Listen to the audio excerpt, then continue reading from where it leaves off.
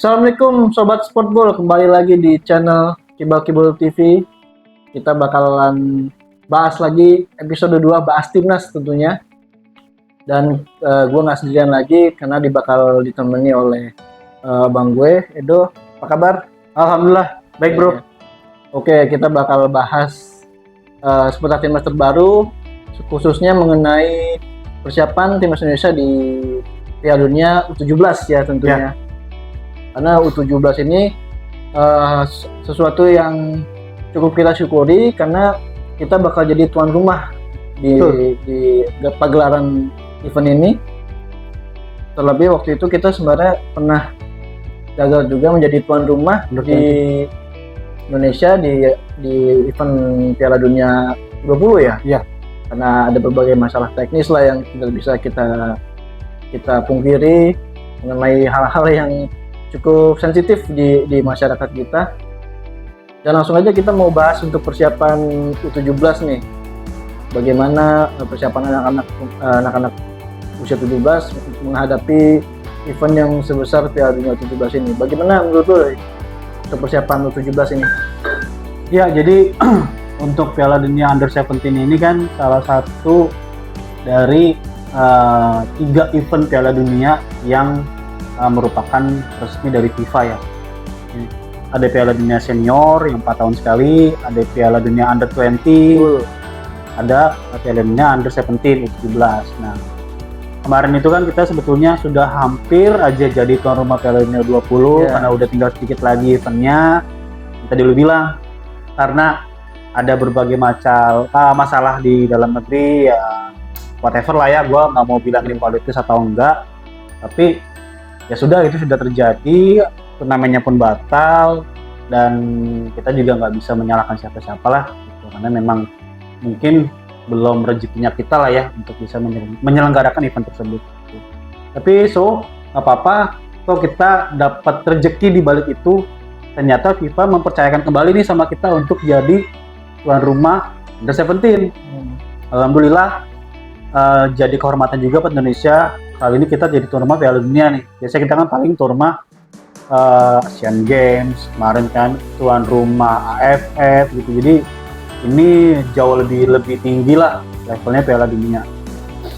Kalau gue lihat dari persiapan timnasnya, memang kemarin itu kan ada seleksi ya.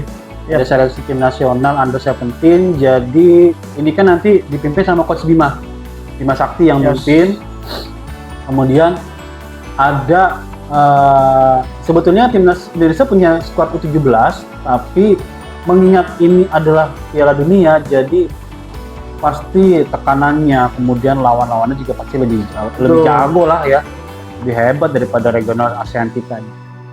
Jadi makanya PSSI memutuskan untuk memanggil pemain-pemain yang mempunyai keturunan, pemain-pemain Indonesia yang bermain di luar.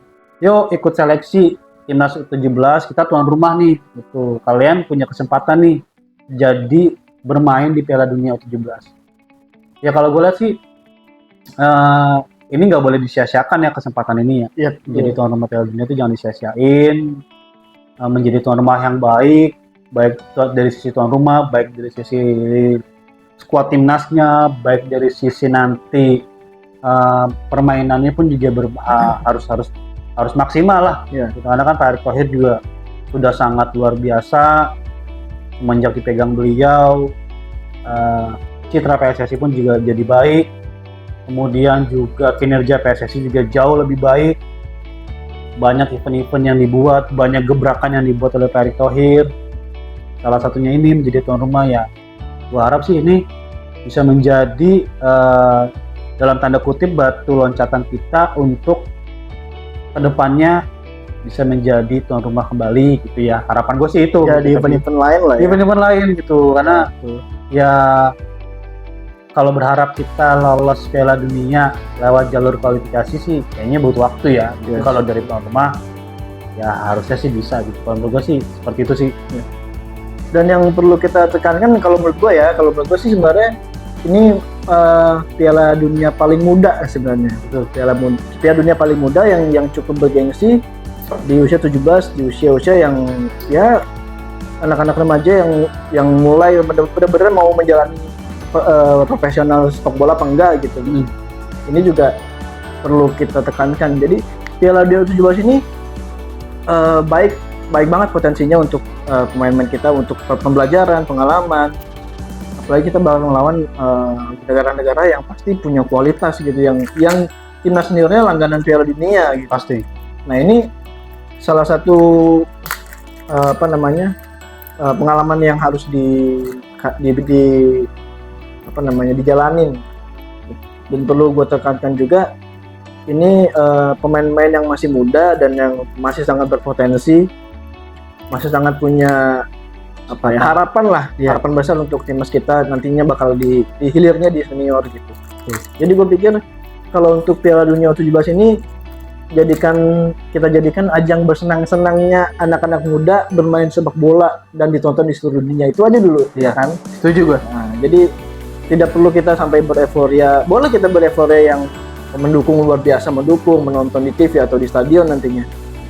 Tapi boleh juga kita untuk tetap merendahkan hati kita, karena yang kita lihat ini anak-anak muda yang masih terus belajar, masih terus mengembangkan diri, masih terus melihat potensi-potensi mereka ke depannya.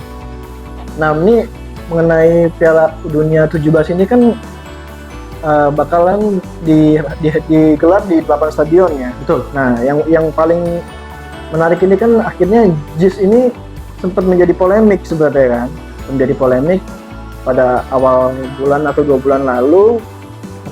Sempat ramai karena Jakarta International Stadium ini dianggap tidak layak untuk menggelar event sebesar Piala Dunia 17 ini. Tapi di satu sisi baru-baru ini ya kontingen FIFA datang lagi gitu untuk menginspeksi lagi keadaan dan kelayakan dari JIS Stadium ini kan. Dan ternyata statementnya berbeda dengan keadaan pada saat Menteri PUPR, terus Ketua Umum PSSI Pak Erick Thohir dan salah satu vendor lah yang mengklaim kalau ini stadion ini tuh tidak layak untuk digelar suatu event gitu. Dan akhirnya menjadi kontradiktif setelah kedatangan kontingen FIFA kemarin gitu. Mereka bilang ternyata memang sudah standar FIFA, justru dari 8 stadion Piala Asia U17 ini yang paling mendekati standar FIFA dan yang paling baik gitu justru Stadion Jakarta International Stadium ini gitu. Ini kan menjadi polemik gitu, menjadi masalah baru, tapi menjadi sesuatu yang sesuatu yang terbuka lebar bahwa sebenarnya JIS ini sebenarnya memang layak, tapi memang kalau menurut gue pribadi, JIS ini kan dikelola oleh Jakpro ya kalau nggak salah, atau Pemda DKI ya kan? DKI. Dan memang pada saat JIS ini diselenggarakan, jauh-jauh sebelum terjadinya pertemuan Menteri PUPR dan Pak Erick Thohir itu memang sudah dinilai standar FIFA juga gitu. Dan menurut gue ini sih bukan persoalan layak tidak layak, tapi persoalan pengelolaan yang sedikit terlambat karena terjadinya pergeseran status lah ya, antara pengelolaannya PSSI dan pengelolaan Pemda setempat ini kan tidak sinkron aja sebenarnya. Ada ketidakpahaman, salah paham gitu. Lalu kalau kita nggak, kalau gue pribadi nggak mau bicara soal politis segala macam karena kita bisa menilai sendiri masing-masing penerapannya kayak gimana. Dan yang menarik nih untuk pernyataan dari Pak Erick Thohir ini benar atau enggak ya? Belakangan ini ada berita tentang statement Pak Erick Thohir bahwa Piala Dunia U17 ini cukup diselenggarakan dan tidak perlu mewah. Ini kan sesuatu yang kontradiktif, di mana kalau benar memang Ketua Umum PSSI sendiri yang ngomong begitu, ini kan sangat disayangkan sebenarnya. Betul.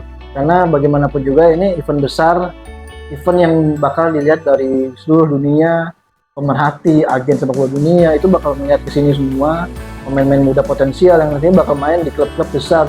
Bisa nggak menutup kemungkinan pemain-pemain kita juga bisa main di Eropa, bisa juga main di Belgia, di Skotlandia yang nggak perlu muluk-muluk lah kita main di Liga Inggris atau segala macam, tapi pengalaman dari event itu bisa kita tuai lah gitu untuk pemain-pemain muda ini. Siapa tahu bisa menjadi masukan, bisa menjadi kesempatan mereka main di Eropa. Tapi dengan adanya statement yang seperti itu, ya kembali lagi itu sangat disayangkan apabila itu benar yang dikatakan oleh Pak Erick Thohir. Menurut lu pandangan lu sendiri bagaimana?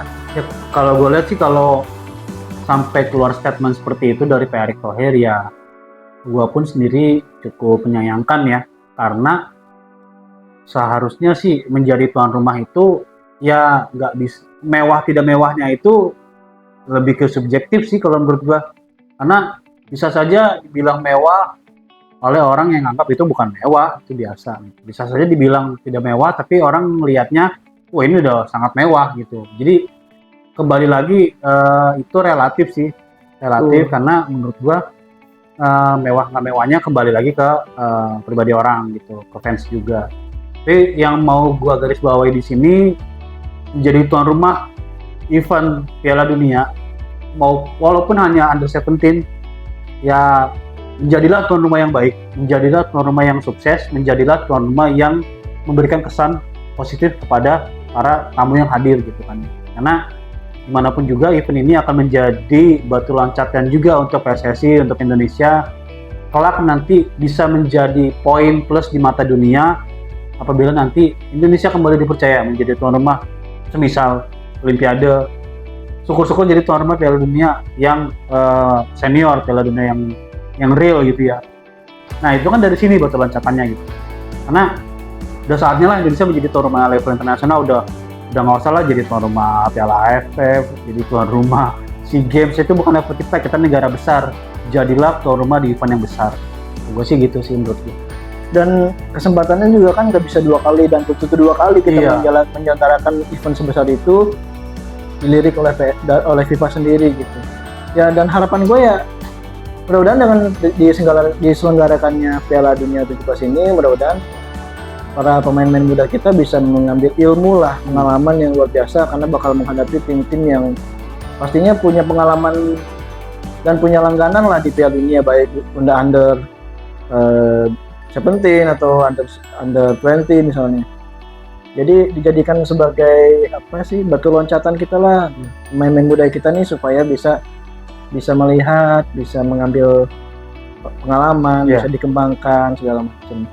Dan gue berharap sih polemik-polemik yang terjadi cukuplah gitu, jangan terus digembar-gemborkan, saling bersinergi aja antara pemerintah maupun PSSI itu sendiri gitu, maupun masyarakat kita juga gitu, karena bagaimanapun juga kita sebagai penikmat sepak bola kan sebenarnya sudah capek ada masalah-masalah yang sebenarnya nggak perlu dipermasalahkan ya.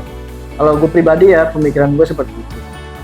Jadi gue berharap dengan adanya banyak event di tahun ini, kita ambil sisi positifnya aja, kita ambil pengembangannya aja lah di situ.